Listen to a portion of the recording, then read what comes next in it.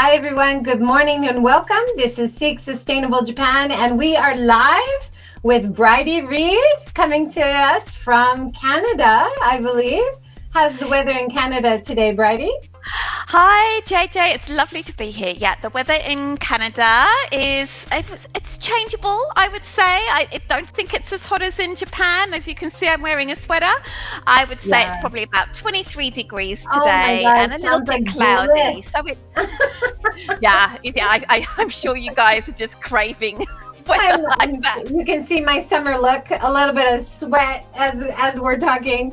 You're but glowing. It's wonderful. You're glowing, JJ. Oh, thank you. But it's wonderful to connect with you. Thanks so much for joining. Now, for anybody who doesn't know, Brighde Reed is one of the co-founders of World Vegan Travel, doing amazing tours, fully catered, fully organized, complete package tours around Japan, around Japan and the world. And we're so excited that you're able to do it in Japan. To me, focused on sustainability, of course, vegan, vegetarian options in travel is such a big part of developing better future travel. How did it all start? I know you have a background living around Asia and the world, but how did you get the idea we should actually start a vegan tour company? Where did that come from? That's a good question. So way back in the early 2000s, I got a job with a tour operator, a tour company called Intrepid Travel. They're quite a big company. I mean, they were pretty big then. Now they're huge. And I got a job working for them as a tour leader. I worked for one contract in Southeast Asia, specifically in Thailand and Malaysia, and then another contract in France because I was a French speaker, and also then in Morocco. Both France and Morocco were new destinations for Intrepid, and it was in Morocco that I had a trainee on the first trip in Morocco. His name was Sebastian, Seb, and he was on my trip. He was a trainee on the 3-week trip, and we realized that we quite liked each other, and we got together. So that was 20 years ago. After about 9 months of being together, it can be quite hard on mentally and physically, because basically when you're tour leading for Intrepid and other companies like this, maybe it's changed now, I'm not sure, but basically you would be 1 month on, 1 week off. And when you're moving every 1 or 2 days, it's quite physically demanding. And also, it was very hard. Seb and I had met, we had fallen in love, but we were hardly able to see each other at all. And I was also pretty burnt out by them. So we decided to move to Vietnam. It's not hugely relevant, so I won't go into that too much, but we moved to Vietnam. I did sort of do a little bit of tourism work there, but I then got into international school teaching, and Seb developed a business in TV production. Then in 2009, I became vegan, and we were quite happy just working on our businesses and everything. And I became friends with the person that inspired me to go vegan in the first place. Her name is Colleen Patrick-Goudreau. She's been doing a podcast since like 2006, and she was the one that inspired me to go vegan. And then, of course, she was such a great role model or inspiration to me. There we go. Well done. And we became really good friends, and she doesn't have kids and we don't have kids, and she liked travel and we like travel, obviously from our background in this, that we started doing a lot of trips together. And then Seb and Seb actually was the one that kind of initiated it. He said to Colleen, I think we could probably put a trip together for your followers. Now, this was back in like 2016. So this idea of influencer hosted trips was very, very unusual back then. Now it's very common. We see a lot of influencers saying, travel with me, that's fine. But back then it was kind of a little bit unusual. And we went to we convinced her, or Seb convinced her and said, I think we can make it really, really good. And she trusted us with her brand, because she was putting her brand on the line, even though we were really good friends and everything. So we decided to do a tour to Thailand. That was in 2017, and astonishingly, that trip sold out, and which was amazing. And then, of course, the actual trip itself went really, really well. And then we thought, well, we'll try another one.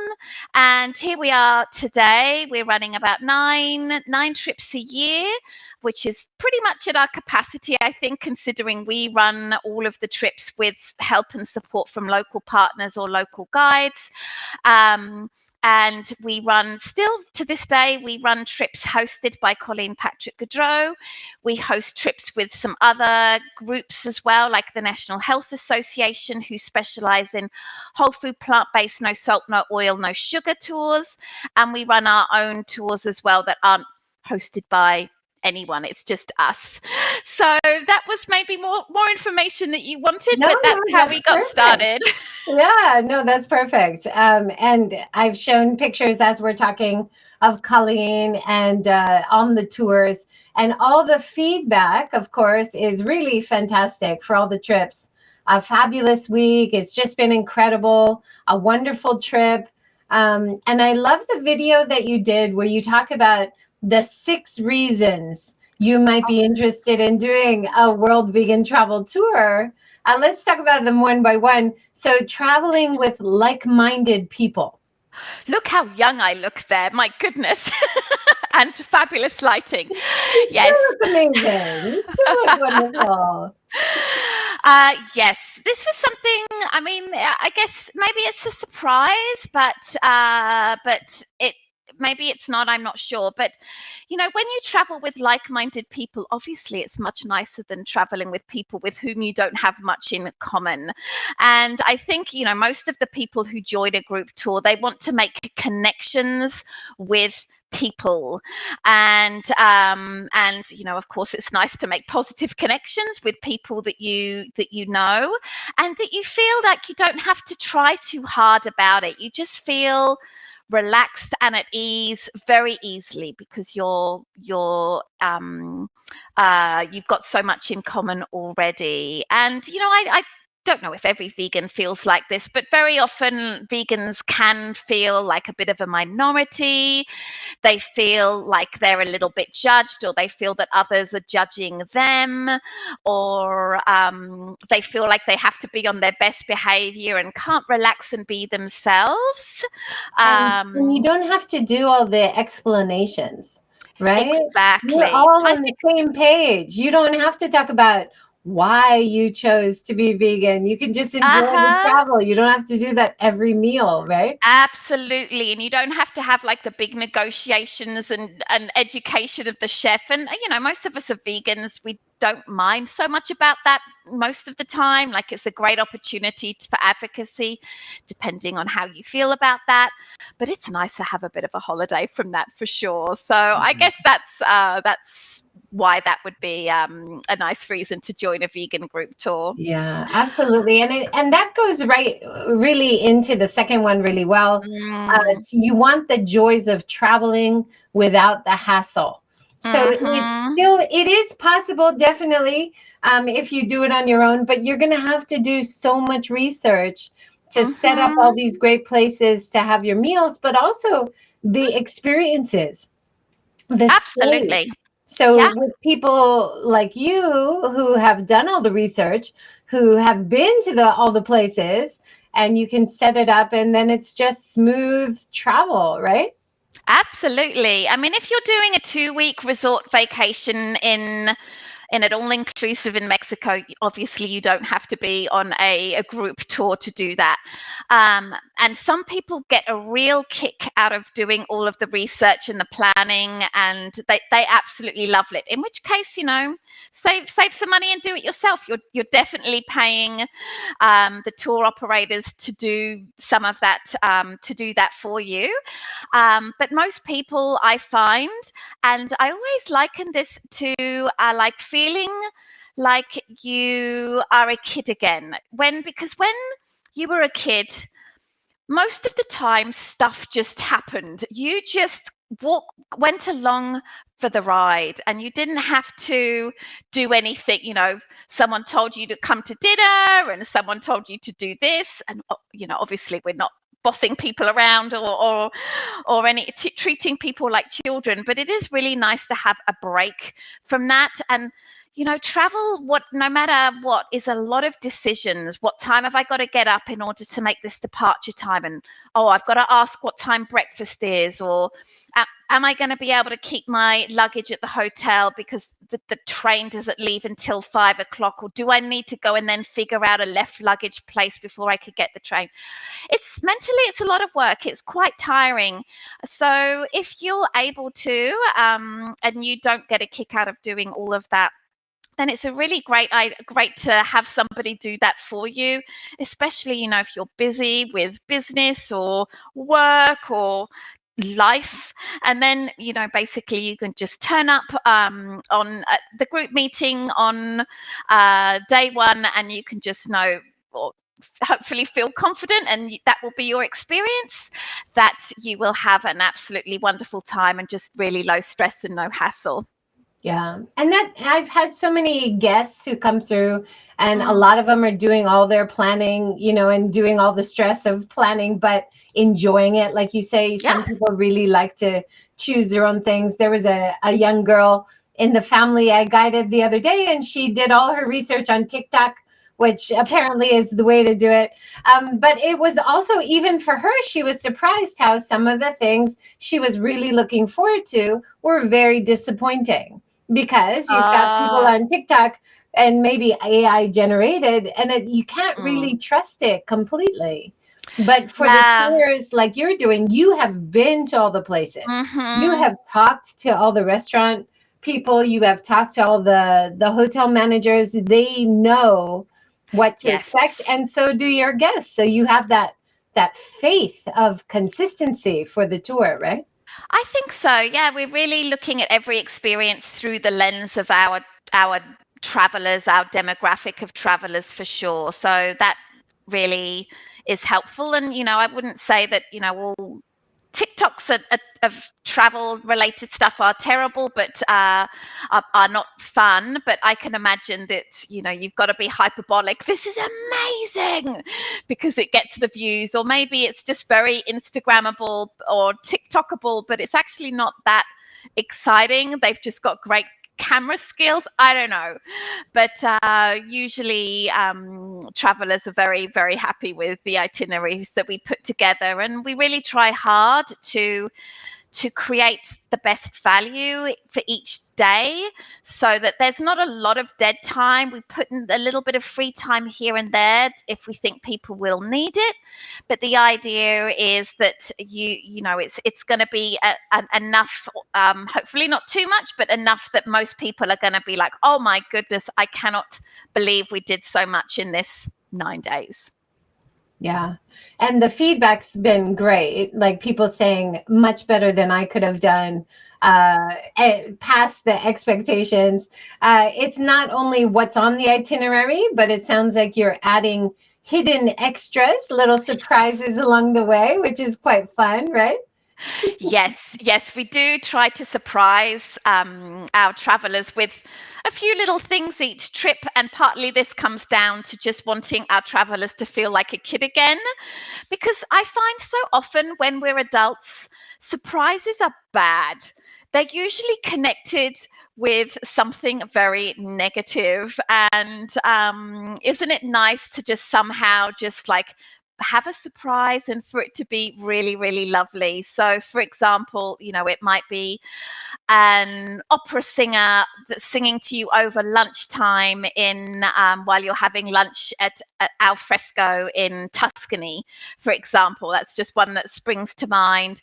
Or a Maiko coming to perform and entertain our travelers in Kyoto when they didn't know that was on the itinerary.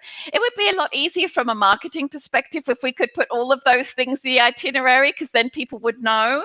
But we really want to just create a few little surprises there so that people will experience that feeling of joy that you get when you have a really nice surprise and that you just can't believe it.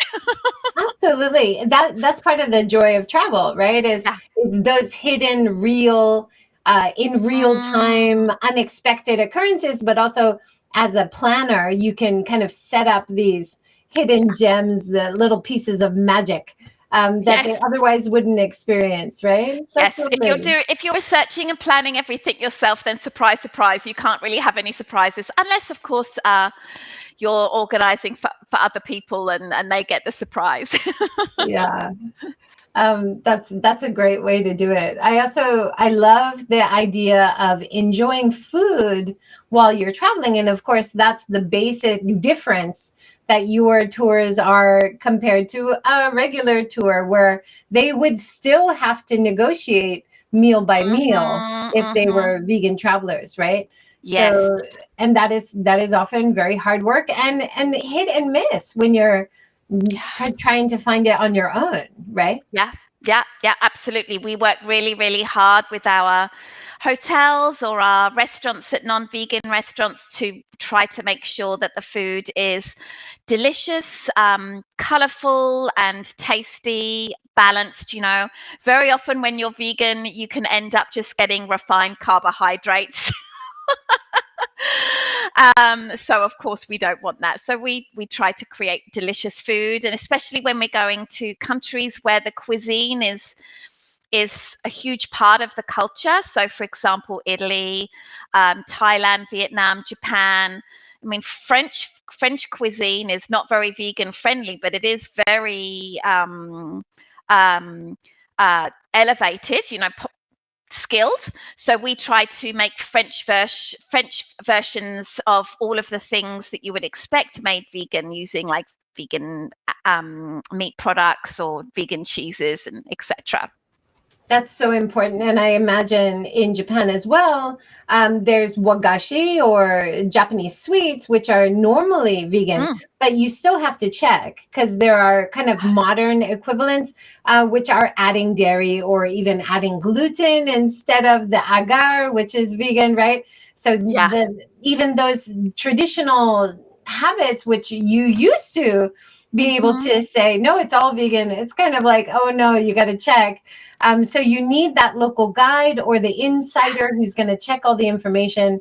In the New York Times article that you guys are quoted in, this was a great example of, this is a Japanese udon dish, vegan udon dish, but surprise, surprise, this is hard to find in Japan. This is udon or udon noodle bowl at Four Seasons, Mexico, right? And this is something I often see when I travel.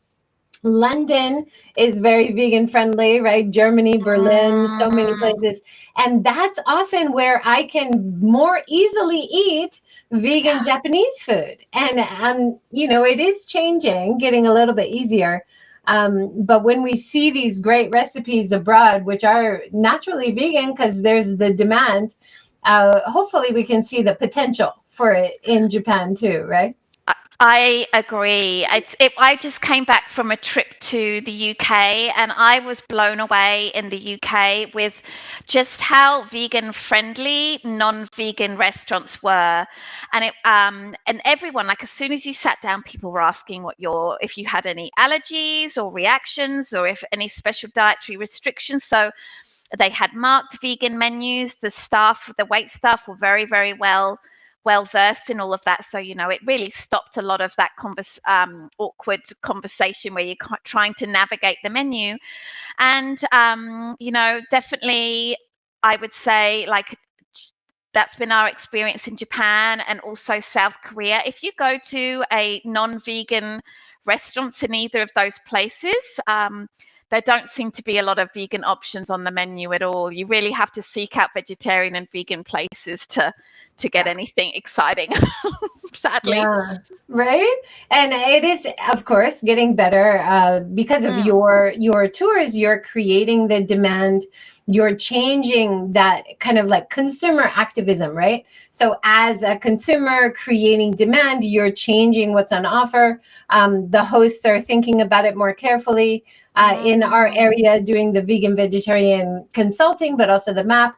Now, when we talk to restaurants, they say, you know what? It makes it easier for our staff because then the customer doesn't have to negotiate. It's right there and they can just point to it. So the staff, the chefs have a much easier time once it's set up. Absolutely. Yes, that's been our experience also. I mean, we just coming in there usually for like one or two meals to a place. So, it's just like a one-off or maybe once a year or something. And what you're doing is amazing for this sort of consistency.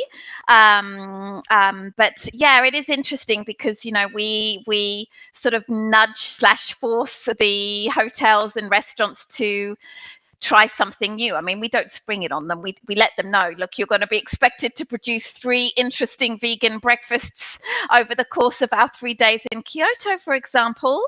And, it's going to be a bit of work. Are you happy to do this? Okay, we're in, let's do it. So, they actually have to make it. And very often we'll go ahead and taste ahead of time, or we'll send someone to do a tasting just to make sure that it's up to standard. Because, sometimes people just don't know. they don't know how it should taste. That's right. And sometimes when we do go through the long legwork of working with places, trying to get the soup stock, the dashi is always a big hurdle. But when you introduce Osawa Japan, one of those vegan soup stock companies, if you introduce those packets to the restaurant, for example, and then they try it for your group, and then they start thinking about the ingredients and like, oh, I could do this too, So it's that kind of education and training and awareness, I think is definitely an important part of what you're doing on your tours. Well, thank you. I mean, it's definitely something. And I've had some amazing vegan food in Japan specifically, so it's doable. It's doable. It just takes some effort and time and some support from whether it's me encouraging them or whether it's you doing some consulting, JJ. Yeah, we're all helping each other. I think all of our efforts, right?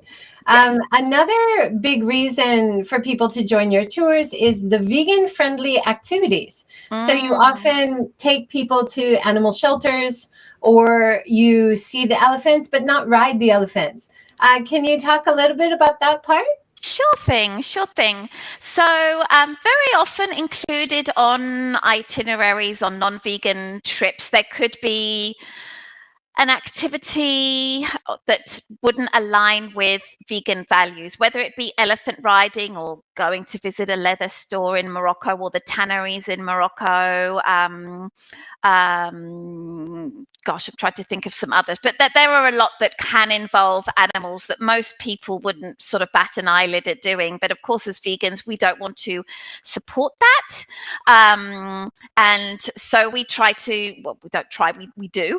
We make sure that we include activities that would be aligned with vegan values. So very often it's included like going to a sanctuary, like the elephant sanctuary there, or there's a beautiful cat cafe for rescue cats in Vietnam. There's a farmed animal sanctuary that we go and visit in Tuscany. So we try to include them as much as possible. Unfortunately, we haven't been able to find one in Japan that's close to our there is one in Hiroshima, so I'll introduce that to you. okay, that's interesting to know because we looked and we couldn't find one. So I'd love to know. So when we can't do that,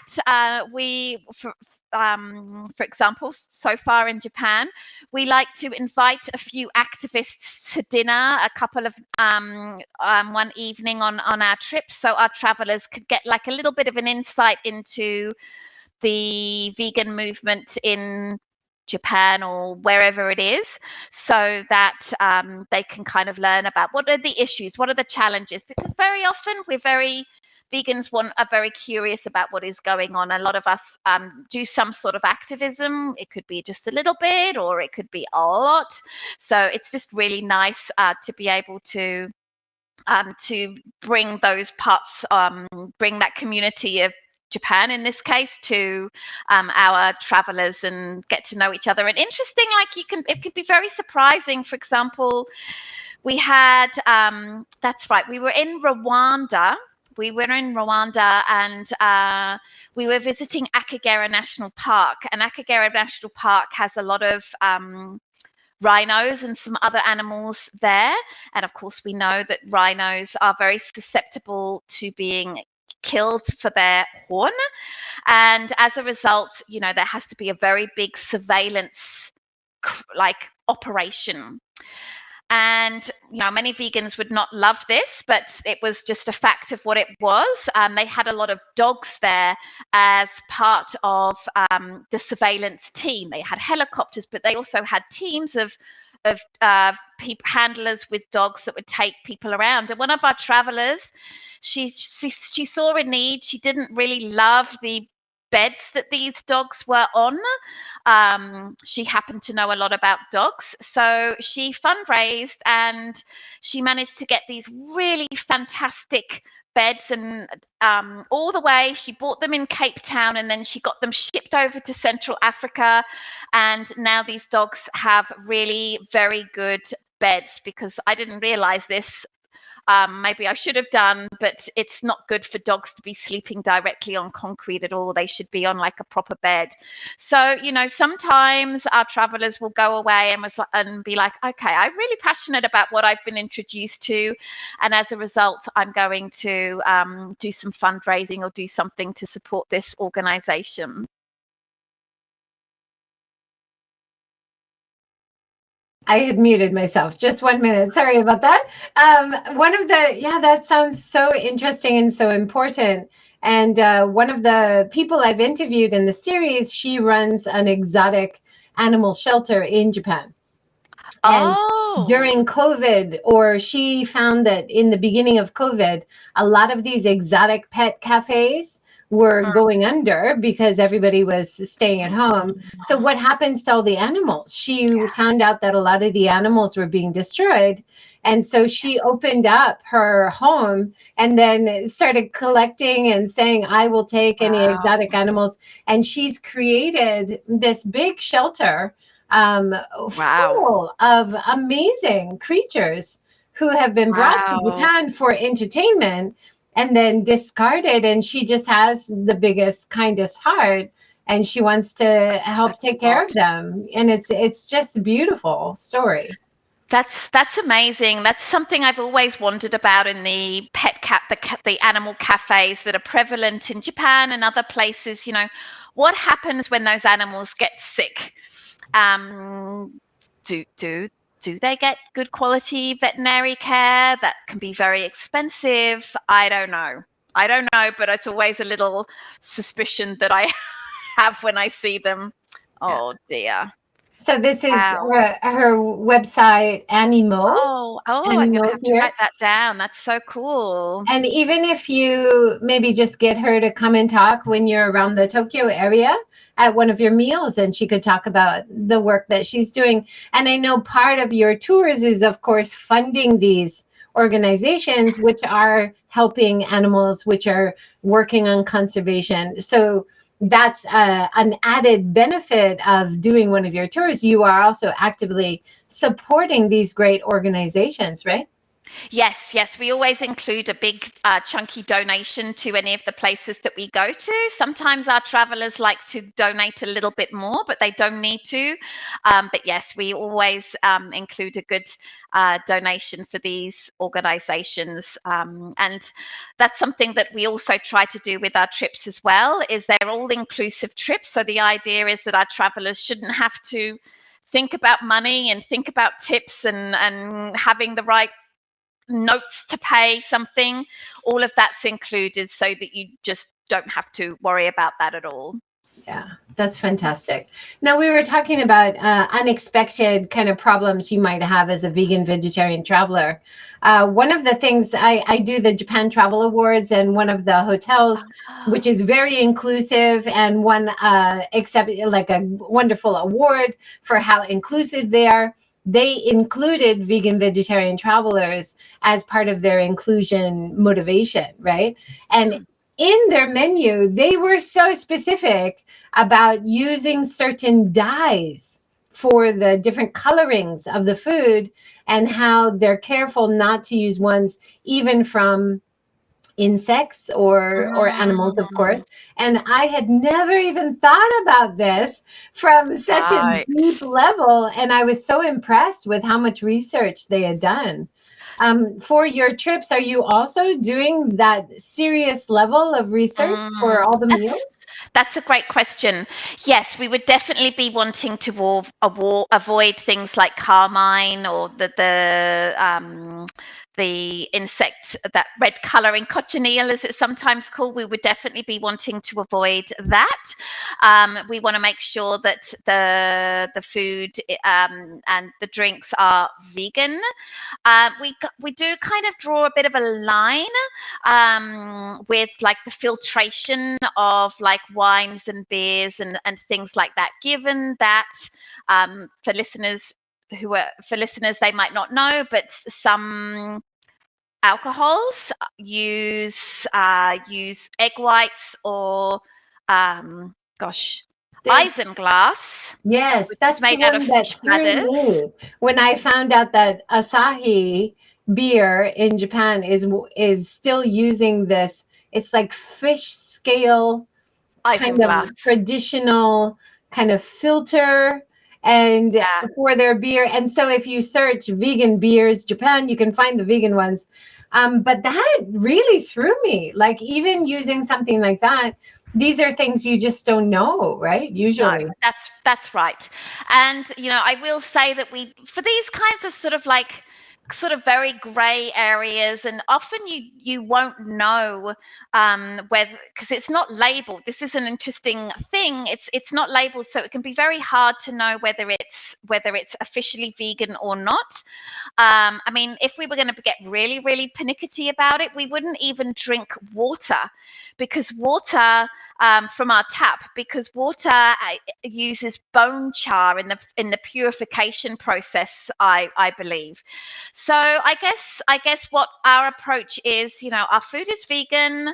If you aspire to this extremely high level of purity, then good luck. But I think we're not going to be really a good fit for you.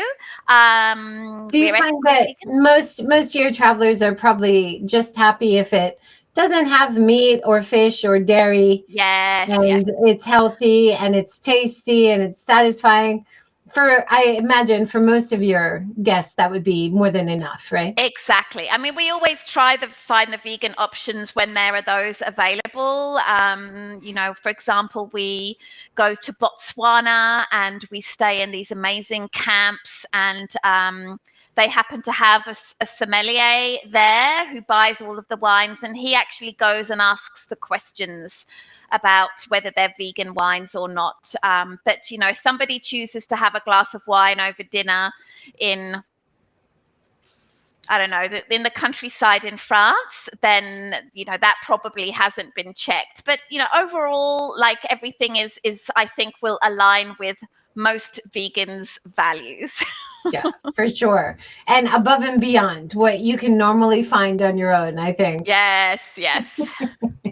The number 4 was a complete holiday. So that idea that it's not just the travel plan, it's not just the local guides, it's not just the meals, it's also adding experiences which are in line with their values, right? Absolutely, absolutely. And it also really touches on this idea of feeling like traveling is relaxing. As I mentioned, traveling, especially if you're doing a land-based trip where you're going from one place to another and you've never been there before, it can be quite exhausting and it can feel like work.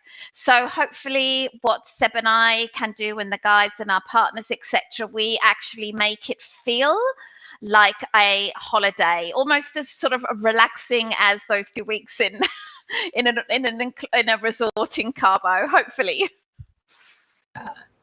The basic parts of your tours from your website here, all meals and drinks included. You get a gift bag, Yes. one free laundry day. I love that. Yes. Two tour leaders, local guides, and all tips are included. So you don't even have to worry about the tipping. Can you No. add a little bit more about the gift bags or laundry day? Sure. This is Seb's, the laundry day is Seb's thing, and I think he's right. Finding somewhere to do laundry can be a real pain, and it can often be a case of, finding a laundromat, etc. Or you can get the hotel to do it, but then that can be extremely expensive. And it can, you've got to figure out how it works. Well, if I put it in by, I've got to make sure I put it in by 7 o'clock if I want to get it back by that evening. Otherwise, I will have left by the time it arrives the next morning. There's this kind of It takes some planning strategy for sure. It is. So we include a laundry day. Sometimes it will be spread out over the trip, but usually we give people a laundry bag and we say, okay, and also we've often negotiated with the hotel, a cheaper price, and of course it's included, so our travelers don't need to worry about that. Or we'll, for example, in Japan, we get it done in Hiroshima. And we basically, it's quite an operation. We get everybody, when they get off the train from the Shinkansen, they've got their bags of laundry in their bags ready to go. They put their bags onto the trolley. Then someone, our local guide or one of our assistants or something, they put those in a taxi. They go to the laundromat and then put it all in, and then they get it back the following evening or early the following day. So it gets all done in one fell swoop. That's so interesting. Yes. Actually, for my tour in Miyajima, I've added, there is an interesting coin laundry, and they use a kind of bamboo-based detergent. So it's all very natural, can go back to nature. And so it's sometimes really interesting to be doing the laundry. But of course, it's something, especially when I was traveling with kids, it's something when you travel, oh God, and it's hot and you're going through all these clothes, you have got to have a chance to wash some clothes. So I love that you've added that service. I think that's fabulous. Yes. And in terms of the tips, it's very interesting because I know tipping isn't a huge thing in Japan, but it's very much in the cultural psyche of North Americans, for example, to tip, whether it's meals or whether it's for guides or anything like that. But there's still a lot of tension with that. It's all like, okay, how much should I tip them? Gosh, do I have the right note so that I don't have to ask for change or something like that? And it can cause a lot of anxiety. So, we always just tell our travelers, you've already tipped. It's a good tip. You can just feel good about it, and you don't need to tip at all. You shouldn't even really need to open your wallet the whole time that you're on this tour, unless of course you like to do shopping. That's awesome. Yeah, if you want like a really expensive drink or a really expensive dessert or something, of course that would be extra. It sounds like, Yes, or top of course top it's shelf shopping. top Yeah. shelf alcohol is usually not included, But in but Japan, even that most amazing sake is really reasonable, right? Like right. you can usually drink and eat really well at a reasonable rate, I imagine in Japan and maybe other places on your tours as well. Yeah, yeah, yeah. I mean, we always try to make the dining experience, the best that it could possibly be, because our tours are not cheap at all. So we certainly are not going to like have like ramen 3 days in a row, which is just like $6 or whatever it is. So we'll try to really make a wide variety of dining experience from the ramen to kaiseki, maiko dining experience. That's so lovely, and definitely something people would really enjoy and find difficult hunting down for themselves, I imagine. Yeah. One of the other things there was the bags, the gift bag. Tell us, Oh yeah. is that a secret or can No, you tell no, us no, a not little at bit? all, not Yeah. at all. Actually, can I show you right now? Yes, I think I can. Yeah, that'd be great. So we always try to include some sort of useful and thoughtful sort of souvenir. So usually that's one part of it will be a tote bag. And I just have to reach around here. So for example, I have my Japan ones in the next room. So I'd have to leave the room in order to show it to you, even though they're really really cool. Maybe I should. And so for example, on our Alsace trip at Christmas time, where we go to all of these Christmas markets. Sorry, I'm just pulling out the pens because it's my pen tidy. I don't know whether you are aware of this, but you go and have mulled wine in these Christmas markets. So we got these the custom art made for an enamel mug with all of the aspects of the trip. So here you've got like the bear sanctuary, you've got Paris right here, you've got Colleen and David with their little kitty cats, you've got Strasbourg, you've got Chateau Hop Königsberg. So the idea is that you'll have a lovely reminder of your trip even far into the future. And Japan, which may be our best one, we have a bento box and a furoshiki with all of the itinerary of the trip. And I was so surprised one of our travelers actually got that framed, which I couldn't believe. And there's the tote bag as well that's all been specifically designed for the trip, and a few other little bits and pieces. So yes, that's the gift bag.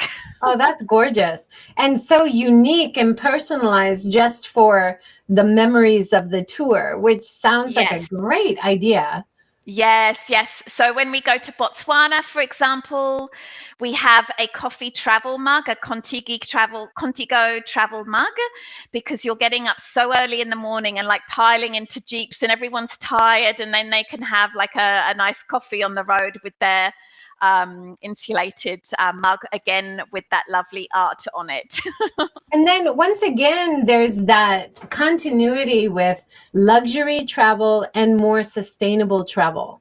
And I always feel like there is a direct connection there. And it sounds like a lot of your tours, you're giving them these beautiful, high quality, reusable things, which reduce waste, but also elevate the experience, right? We hope so. We hope so. I mean, and travel by its nature, especially long haul travel, is, not great for the environment, far from it. But in our own small ways, we try to make sure that we are reducing single plastic waste and, supporting organizations where we go, and, these small little things. But I mean, there is the elephant in the room. Travel is not especially green or sustainable, but I think 1 in 10% of the world's economy is to do with travel. So and a lot of people depend on it. So So it would be very easy to say, well, just don't travel. And it's like, well, it gives our lives meaning. It's fun. It helps with cultural understanding. And I think those are some real benefits that shouldn't be dismissed. And, a lot of people economically depend on travel. Me for one, but also all of the staff that work in hotels, all of the guides, etc. So while I wish that there was some better alternatives for long haul flights, etc. And hopefully we'll get there. That's my stance. I don't want to sort of like greenwash and say, our travel is so sustainable at all. I don't want to say that at all. But you are doing it better. Because you're focused on plant-based foods, which we know has much less impact on the environment. You're also promoting conservation where you go, supporting local organizations which are doing good locally. And there's that idea of the international relations, the empathy for these various people at destinations, which we know has an effect for if later there's a disaster and people have been there, they're much more likely to be interested in supporting financially or as a volunteer. So there are so many positive, very sustainable, connections of travel that we don't want to get rid of it completely, but we do want to travel better. And I really feel what you're doing with World Vegan Travel is definitely the better path for more sustainable travel. So really appreciate all that you're doing. Thank you, JJ. I appreciate that. That's very sweet of you to say. Now, one thing in that great New York Times article, I'll put the gift link below if people want to read it. It's from 2022, but there's so many wonderful insights there. Of course, you guys are quoted as well for doing your vegan safaris, doing your like vegan focused things that you wouldn't expect that kind of travel would be possible. But also there was a thing about the disappointing airline travel that surprisingly it's been the airlines which appear to be the slowest on this uptick in veganism, many offering only bland food, limited offers for vegans. And I just flew on, I'm going to have to name you guys, Hawaiian Air and JAL, and I would say just ridiculously bad. Like bland, tasteless, and compared to what everybody else is getting, you have like half the volume. You don't feel satisfied. There's very little plant-based protein, right? So really, come on, guys. We must have at least 5% of international air travelers asking for vegan food. Have you found that as well? It's a real challenge with airlines. Yes, definitely. It's got to the point where we don't feel that we can trust the what the meal will be at all. And in some case, they'll even forget to load it. So for listeners who don't know, when you book your flight, you can often request, whether it's during booking or at least 48 hours before, you can request VGML. There are a couple of other codes that are similar, like there's a Jane one that seems to be vegan as well, even though usually with Jane they eat dairy products, but you can always request it. So unless, like that's happened to us a couple of times, there'll be something, but it probably will not be that great. I mean, I've had flight attendants state that they're embarrassed to give me my food because it's so bad. And again, that's something that I always say, where are the beans, where are the lentils, where's the protein here? It's just terrible. And there are some exceptions, but they're never reliable.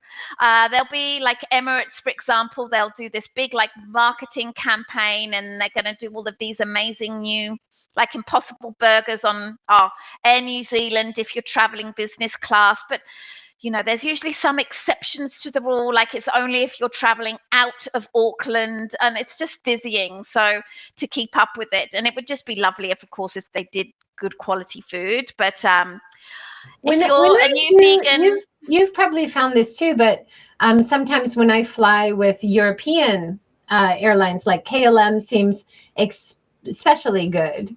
And even if you forget, which I have forgotten to even order, and then you ask the flight right? attendant, you're like, I'm so sorry, I've totally forgotten. I don't suppose you just have like a salad or a piece of bread. And she's like, no, we have some spare. Would you like a vegan Excellent. meal or vegetarian? And I'm like blown away, right? Yes, and So but it there's should be not the standard, right? consistency. So you Yeah. just you know, if you're a new vegan, then definitely take some snacks with you so that you're not so disappointed. I think as a vegan for a long time, I've come to expect it now. So I'll just pack something that will be interesting. You know, you could always pack like a ramen or I mean that's not particularly healthy if that's something that's important to you, or like those dehydrated camping meals even that you, because of course you know you've got to be able to get it on the plane in the first place, so that can be a really great option as well, or a sandwich or something like that. But But yeah, get with it the just program, seems like airlines, a come on. no-brainer, right? It just seems like a no-brainer for the airlines to get on board, Yeah. right? Especially everybody's traveling around the world. Now, in comparison to airline food, which is so disappointing, I do want to introduce this amazing new place we have in Hiroshima now, Ooh. um, which has all vegan menu. And the desserts are absolutely amazing, as well as all the Wow. dinner and lunch foods. And that's right near Peace Park, Soge Sayu. It actually means up, down, left, right. So all inclusive. It's just very fashionable, very high level. And we're so excited to have Ooh. it here in Hiroshima. That So is exciting. Oh my goodness. I need to know about for that for next year's trips. My goodness, because you helped us so much last trip, because we have two dinners in Hiroshima on our trip. One of them is great, Jiro's kitchen, which I know that you were instrumental in helping him have a vegan menu. So And our then there was famous another. local okonomiyaki, right? That was a vegan version is sometimes hard to find. That's wonderful that you go there.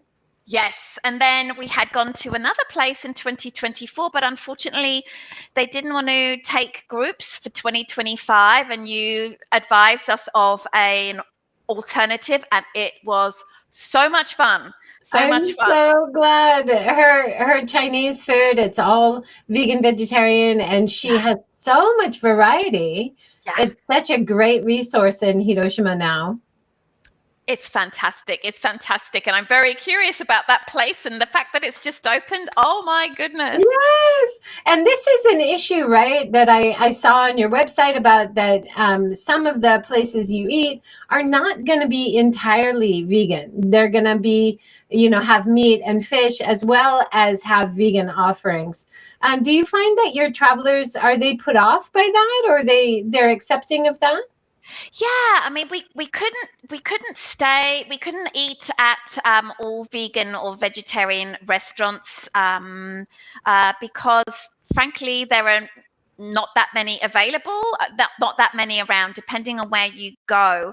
And there could be a really amazing attraction and reason to go to a place, and you can't then travel 1 hour for lunch and then come back. So you have to, because otherwise you would be spending all day in the car. I mean, traveling an hour for lunch is just not great. So sometimes we'll have like a picnic lunch or a packed lunch or something like that, or a bento box on the train.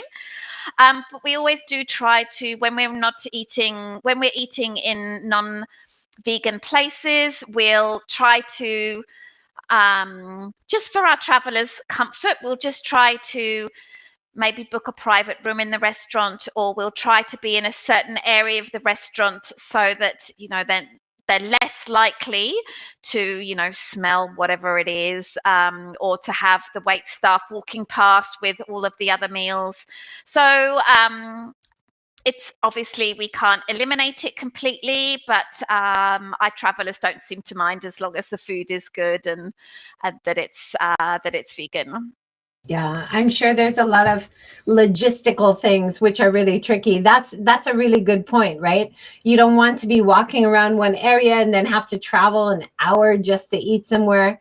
So but you will if that's the only option, right? So you really Yes. want to have, especially at popular sightseeing places or around the experiences that you want to Yeah. do. You definitely in Japan, we want to have at least one or two good vegan options every popular travel destination. That would be a wonderful Great. aim.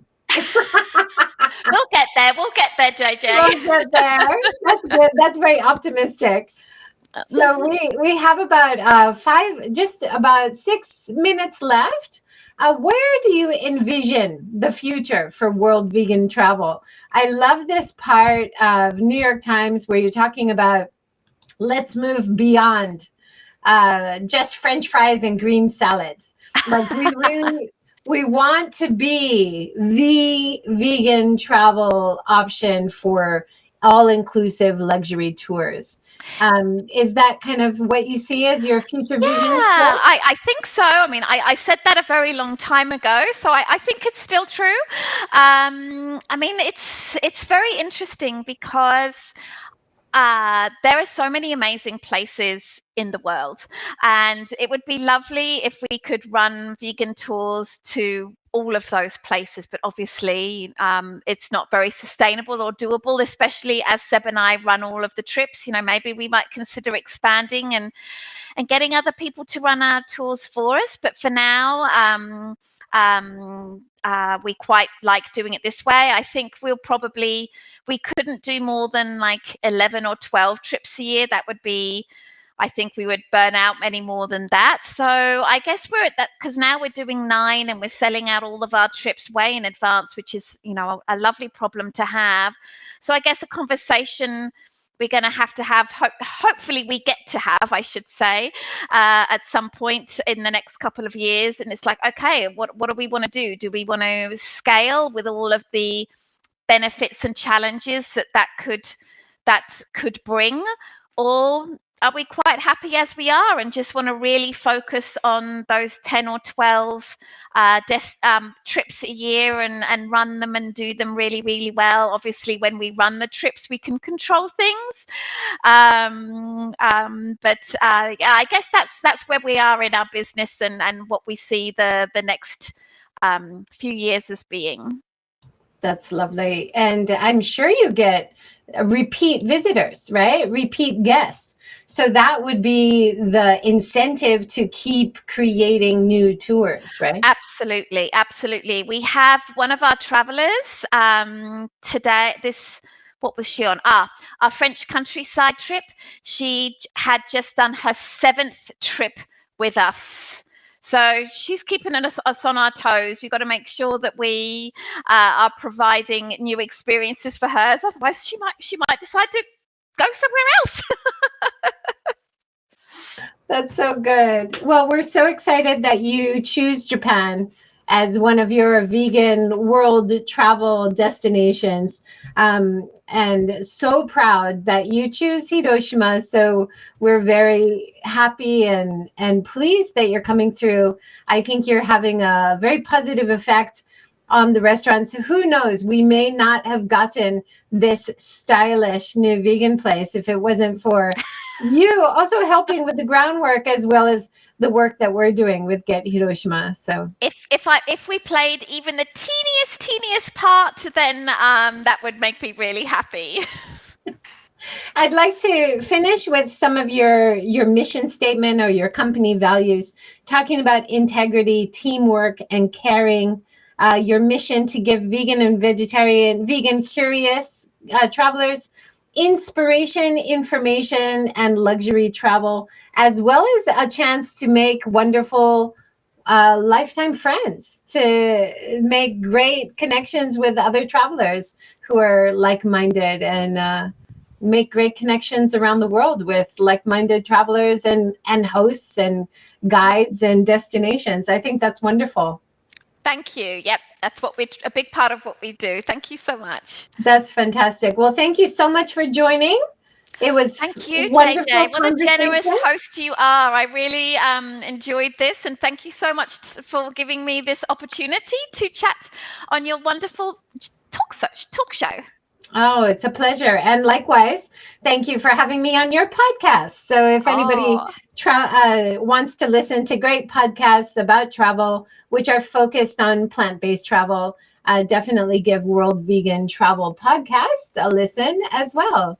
Thanks so much for joining. And of course, even if you're watching a replay, you can add your comments and questions, and Brighde and I will definitely try and answer them anytime. thank you. Thanks again, JJ. No, thanks so much for joining. Thanks, everyone. See you next time. Take care. Bye.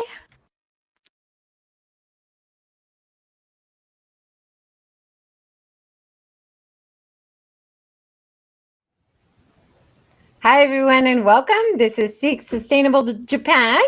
I'm in Japan, but my usual partner in Short Takes is not. So I'm JJWalsh in Hiroshima, Japan today, joined by...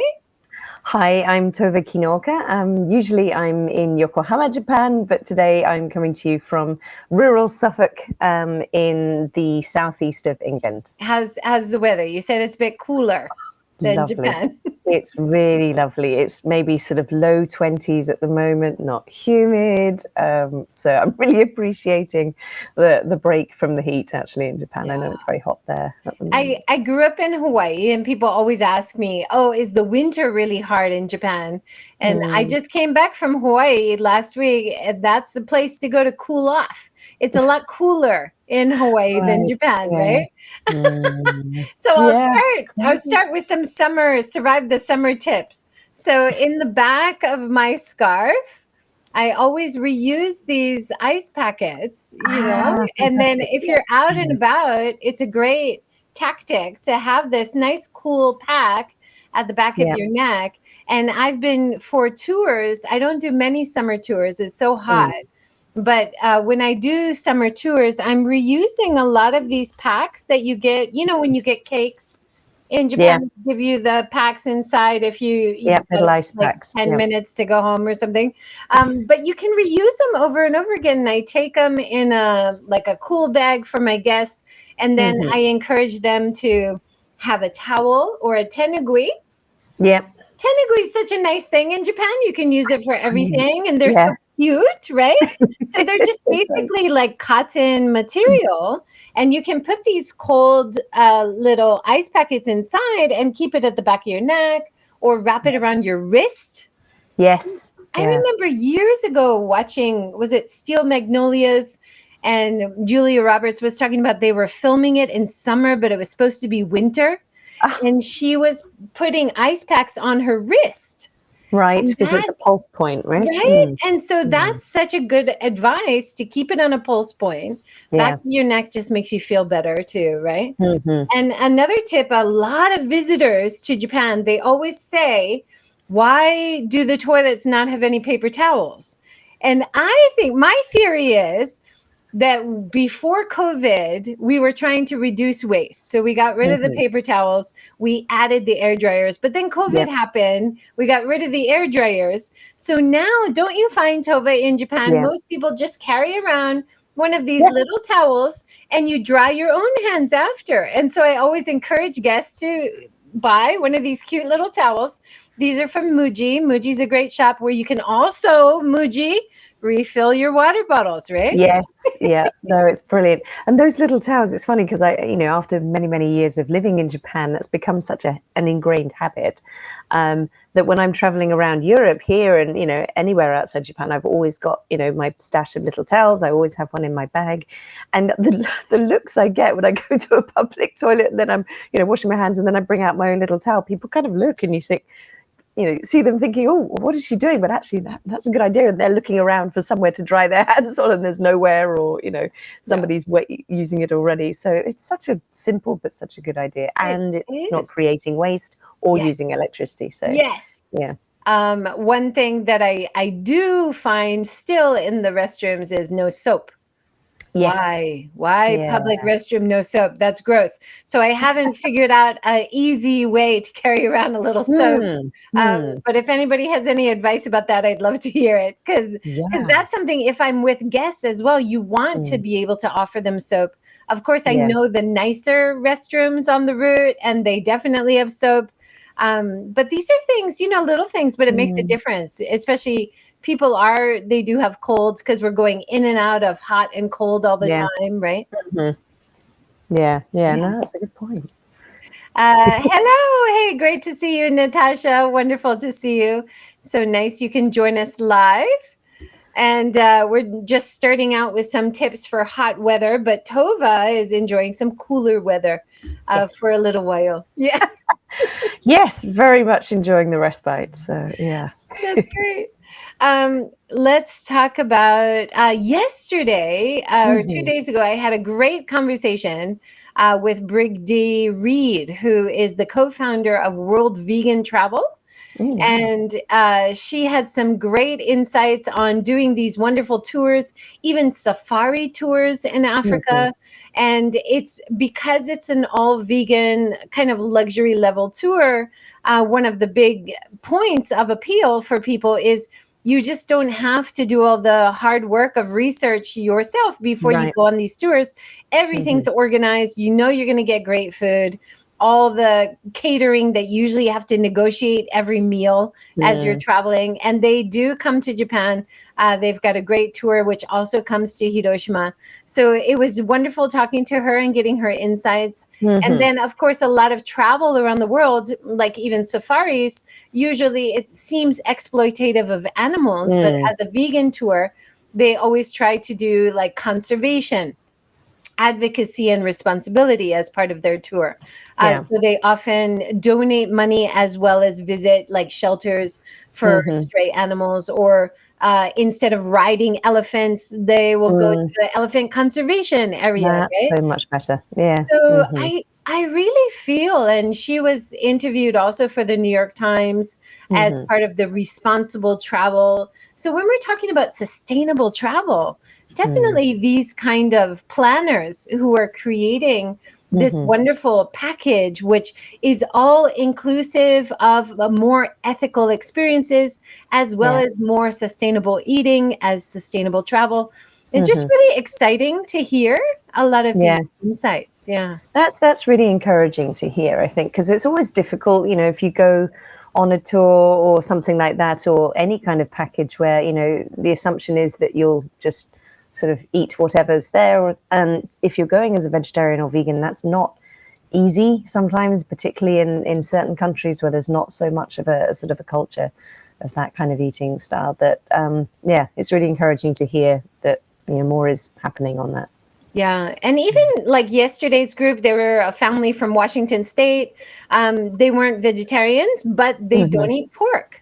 And so at the okonomiyaki place, it made sense to order the okonomiyaki, which was the vegan option. And then they wanted to add shrimp. And so I had to negotiate with the staff, and they're like, wait, you ordered the vegan one, but wait, you want shrimp? And I was like, it's pork. It's a pork problem. And pork is in so much of Japanese food. Yes, and half the world, more than half the world, does not eat pork. So this is a big issue for tourism industry. But having that vegan option as a foundation is such a really good resource, right? Yeah. And it's a really, important opportunity, great opportunity for education, right? To build awareness of different practices around food and the reasons behind that, whether those are cultural or ethical or health related. It's really helpful to build that knowledge and spread that. Yeah.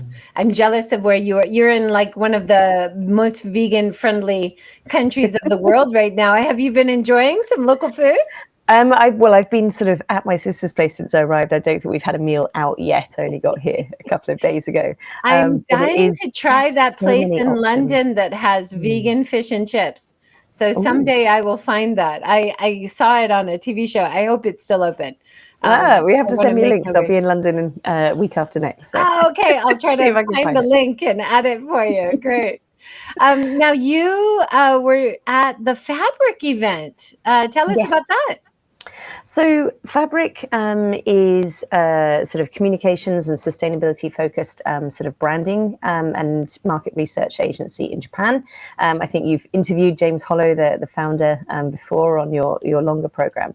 So they are a certified B Corp. For Benefit Corporation, and they are sort of working on building awareness of B Corp here in the UK at the moment, but in Japan. And so they've been holding sort of these regular events where they get sort of locally certified B Corps to come and share their story and invite people to just come and, hear about that if they're curious about B Corp and want to learn more. So it was great. It was the first one that I'd managed to get along to. And there were 4 companies talking about their journey of becoming B Corp certified, why they decided to do it, what the benefits were for them. But what I found most encouraging was that they were all small organizations, all, a lot of them sort of similar to us, really small companies. Because I guess I had an image in my head that you needed to be a sort of certain size of company really for it to make sense. And I know that the process of getting the certification is pretty tough. There's a lot of paperwork involved. You've got to be able to measure and track all your, sort of waste and carbon, and you need to have people policies, sort of around DEI and all of these things that a lot of very small companies maybe sort of struggle to get all of that together.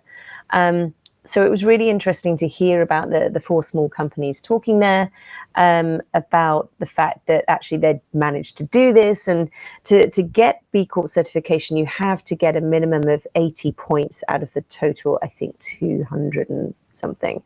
But and then each year or each sort of time you recertify, you should be aiming to sort of increase that number. So a lot of them had started with just over 80, 81, 82 or whatever.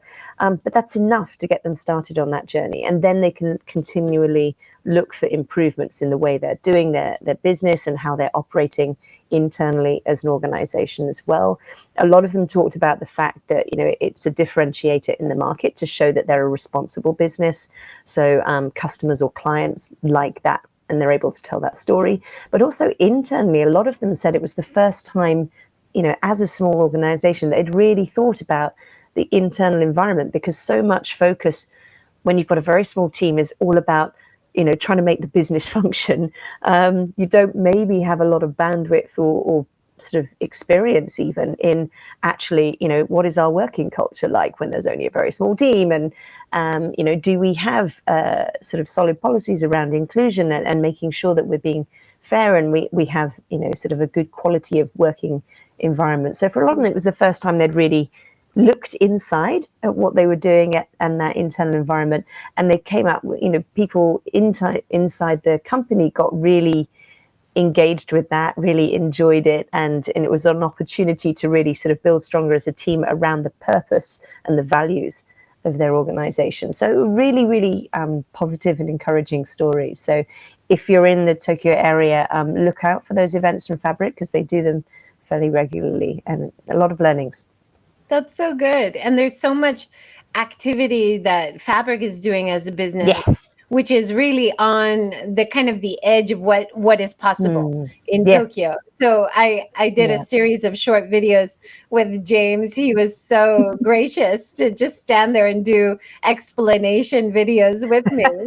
But they're doing so much. Like, they're doing worm composting. They're also trying the compost bags. They're also doing all these different kinds of reuse of every kind of package. I mean, they're such an inspiration. And they're doing these events to pass on the knowledge about third-party certification, which is so important in terms of trust, building trust in the public, and learning, like you said, taking the learnings, developing as a business to always reassess and improve. That's such an important part of sustainable business.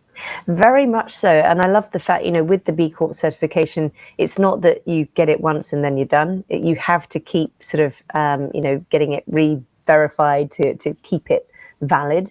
So you can't just sort of tick the boxes once and say, oh, okay, we're done now and forget about that. It's actually, no, this has got to be very much internalized and very much become part of how you operate as an organization. So it really raises the bar, I think, both for sort of thinking about and understanding your impact as a company on your people internally, but also on the outside world on sort of people and planet as well. So really, good. And I'm so encouraged to see more and more travel companies are also getting B Corp certified, which is wonderful. So hopefully that'll also put pressure on having more refill spots around. Yes. Right? Like as part of your tour, as part of your recommendations to customers, please, you maybe give them the merch, give them the reusable bottle, suggest my Mizu, right? So those things are definitely related to sustainable travel, and definitely something B Corp is going to help them develop, right? Very much, yeah. And there's a great comment from Natasha in the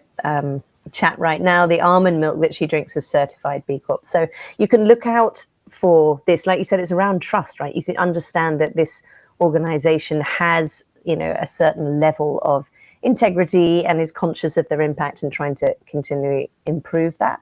So it's something you can look out for. The little capital B in a circle on a product sort of shows you that they are actually taking steps in the right direction. That's awesome.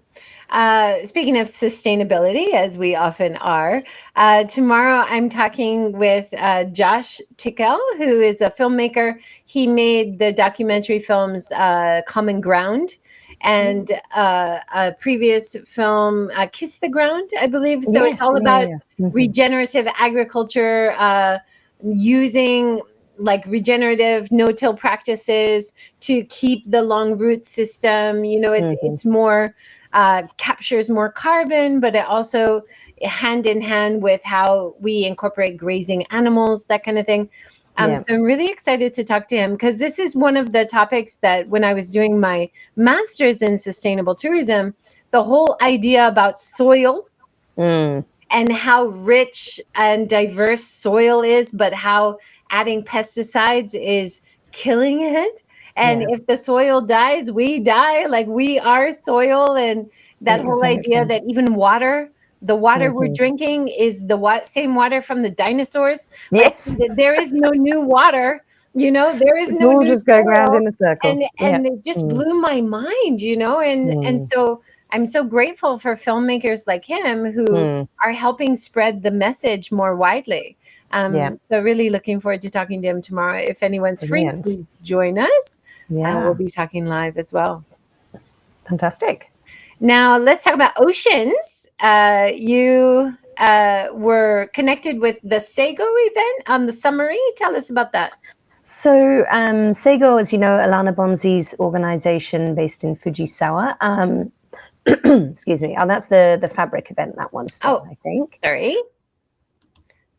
So the SEGO event was doing a recap. Sorry, my voice is going now. Must be the flight's catching up with me. Doing a recap of the UN Ocean Summit, which was held recently in Nice in France, which is sort of bringing together world leaders. And you can see on this little summary piece here, they had sort of around 60 heads of state showing up there, which was really encouraging to see, along with world-leading scientists on ocean science, climate science, a lot of NPOs working in this area, and Oceana is one of those, an advocacy organization, international advocacy organization focused on ocean conservation. So our two speakers, Sonia and Rhea, were from there, one based in the US, one based in the Philippines.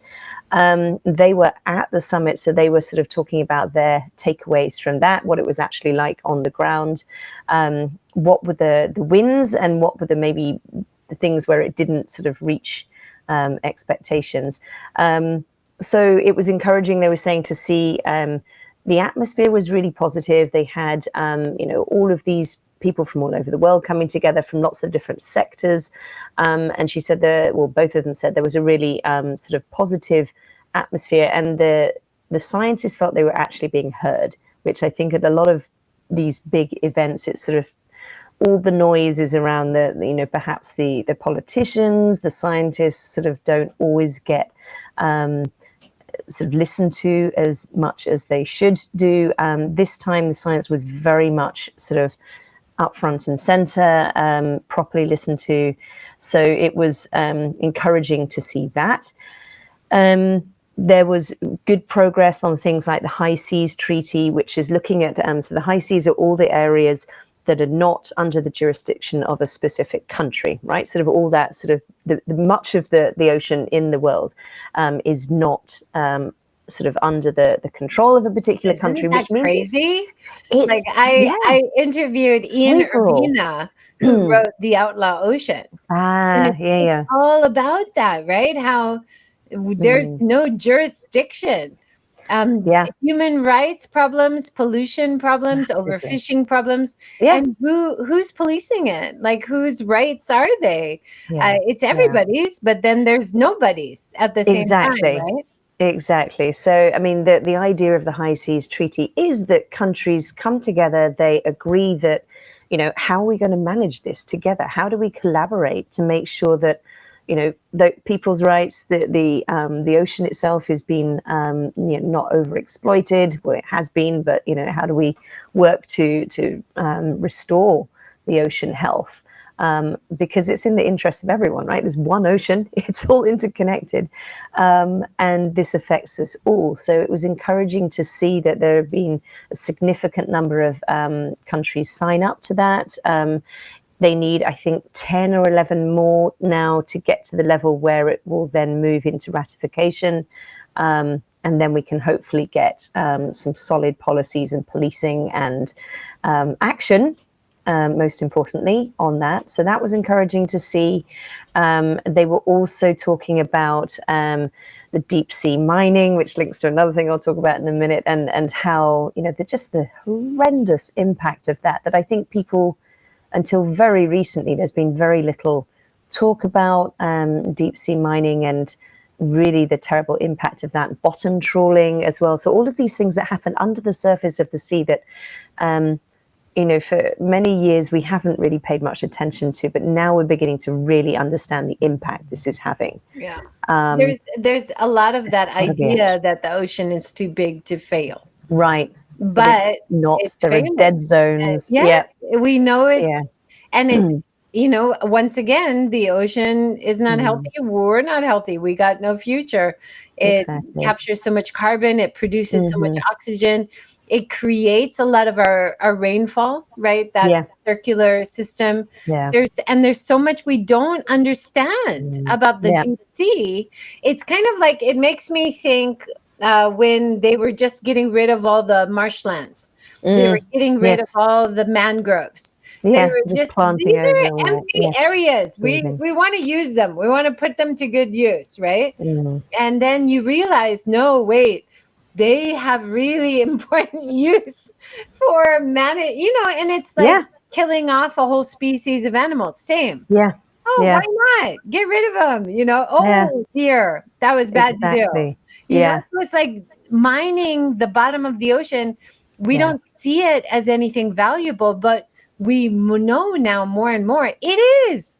It's absolutely part of an ecosystem. It's very delicately balanced, and we have already completely upset that balance. And now the focus needs to be on, well, how do we restore that? What do we need to be doing here? And you can see this next part, Japan's going to be begin test mining in January for rare earth minerals and deep sea mining, despite the fact that we know this is a really harmful practice. And you can understand, okay, from a sort of national security point of view or economic point of view, that, with EVs, we need more sort of rare earth minerals and things for EVs and batteries and stuff like that, which are part of the climate change solution side of things. But if in the process we are causing such massive destruction, that's not working. We've got tunnel vision here, and we really need to be looking at this as an ecosystem and understanding that that does not justify sort of ripping up the seabed and all the disruption to the ecosystems there. So I think at the moment a lot of that talk is still within the scientific community. It needs to get out more. So it was really encouraging to see that in the Japan Times there, sort of raising the issue. But it looks like it is going ahead, unfortunately. I would love to see that conversation brought up to a high level and it would be good if it goes ahead slowly. And then you have chance to reassess and to collect data and to find out if it is damaging and how much damage, and talk to experts and reassess, can we limit the damage? You know, so even though it's going ahead, hopefully it will go ahead thoughtfully. I hope so. Right. I hope so. And it is a sort of a test session. So hopefully, you know, looking, like you say, sort of assessing really the impact versus, you know, the benefits from this. But also, I think we need to be looking at alternate sources. We've got, you know, we spoke in last month's session about e-waste and the fact we've got all fast tech, which contains a lot of the things that we're looking for. Actually, a lot of it's already in our systems.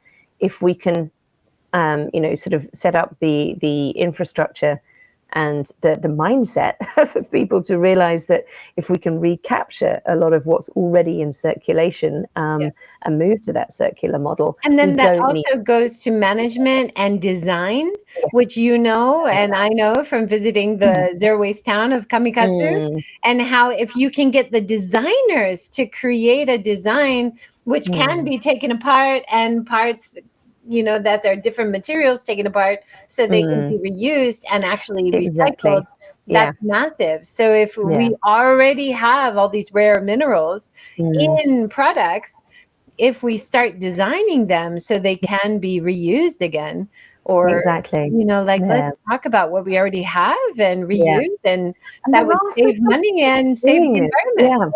Right? We just need more sort of investment in that technology, in those processes. It's already happening. There are, you know, companies innovating. And I remember a few years ago going to a conference in Kitakyushu around sustainability and talking to a little local company down there that was doing this. They were, you know, bringing back sort of tech products and dismantling them, and they were setting up that sort of infrastructure to actually to do this. So it's possible. We know it's possible. It needs more investment and it needs scaling.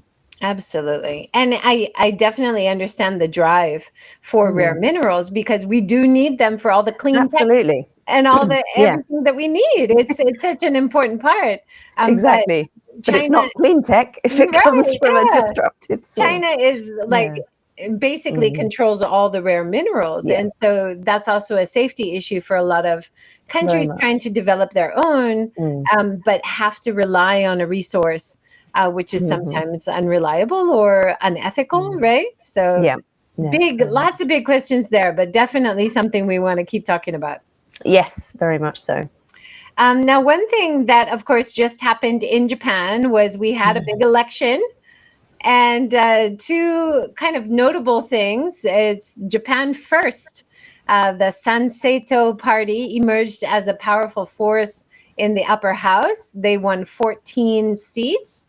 And so they're now the fourth largest opposition party, and will have some influence, maybe good and bad. They got a lot of people to vote, but it was a very Japanese first anti-foreigner sentiment that came out and rallied a lot of people. Of course, building on the momentum from what's happening in America now with anti-immigration, and a lot of misinformation, also using social media for disinformation and misinformation, which rallied a lot of people to vote for the wrong reasons, you know. So this is happening in Japan. Of course, we knew it was, you know, and we just need journalists, and we need fact checkers and people to stay on top of it. And I was really encouraged on the Japan Times to read this response by one of the more ethical, like human rights groups in Japan, saying the results of this election aren't something to feel let down about right now. Ippei Tori said, who's Solidarity Network for Migrants Japan.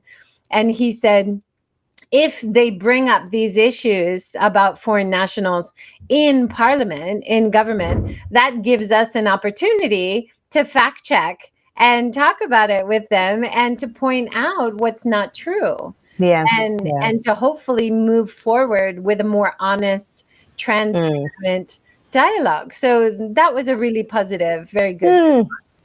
That was nice. That's a really nice reframe on it, actually. I think, it's very easy to when something like this happens, to just sit and sort of grumble and feel very negative about it. But if we can reframe this as an opportunity, then, as you say, that, let's see it that way and bring a positive mindset to it and see what we can do with that. Now, journalist Jake Adelstein, he had a bit of fun with one of the disinformation rumors going around was that foreigners were eating the cicadas.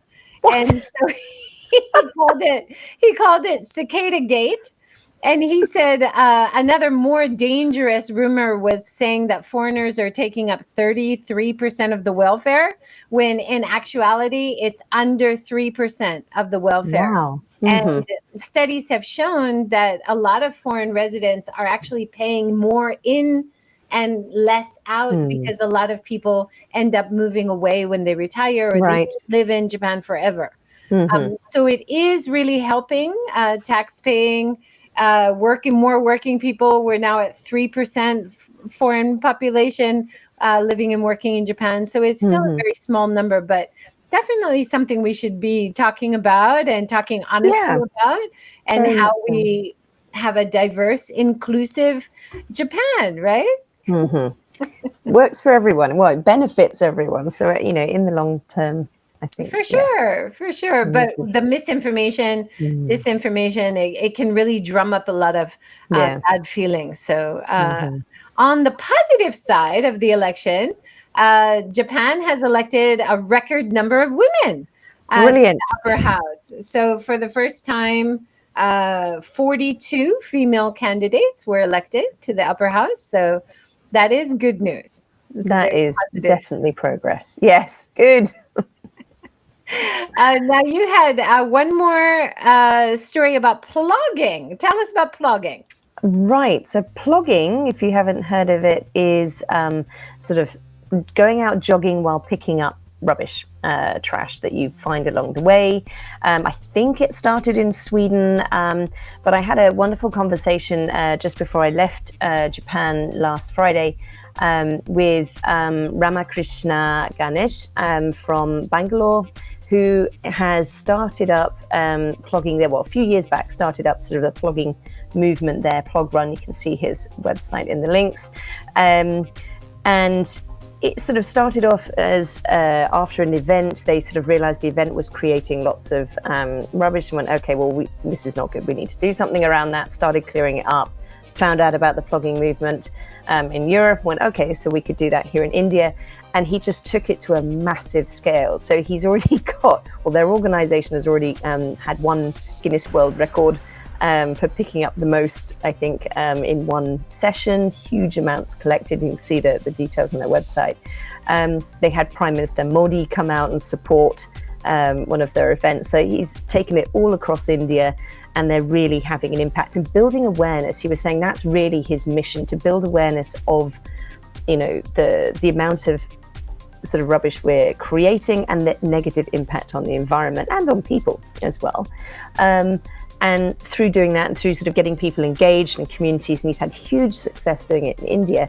And he's just one of these people with just a wonderful sort of mind that just looks for big opportunities. And he's saying, okay, well, I want to take this global. If we could do it on this scale in India, what would happen if we could do this in every country around the world and create a movement where people are aware and are picking up this? How much could we pick up actually and take out of the system and build awareness so that we're not putting as much, waste into the system in the first place?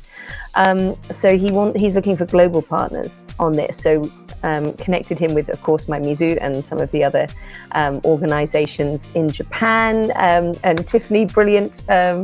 Wonderful to hear that you've been involved in that. So if you know other companies either or sort of organizations in Japan that want to get involved with this, or who would be sort of interested in supporting, and in other countries around the world as well, he's really keen to get this going. He's already got things in place. We're talking about Netflix documentary and stuff to track this. It's huge scale, really ambitious, but just so positive to see somebody just taking on a mission like this, just to have a great impact on the world. So and yeah, that was so inspiring because it really anyone was. who's done a cleanup knows how overwhelming it is, right? And then just starting an initiative like this, especially India right now, they're really struggling with the heat. Much more than we are in Japan. Very much, yeah. I hope they have some ice packs that they can use, especially running around and picking up trash. What a great service.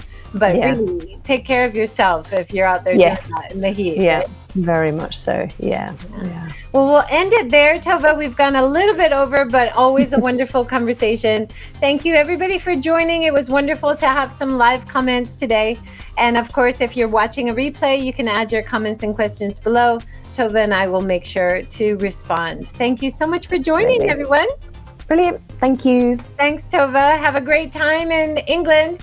Soak in the cool weather before you come back. Recharging my cool batteries, definitely. Take care, everyone. See you next time.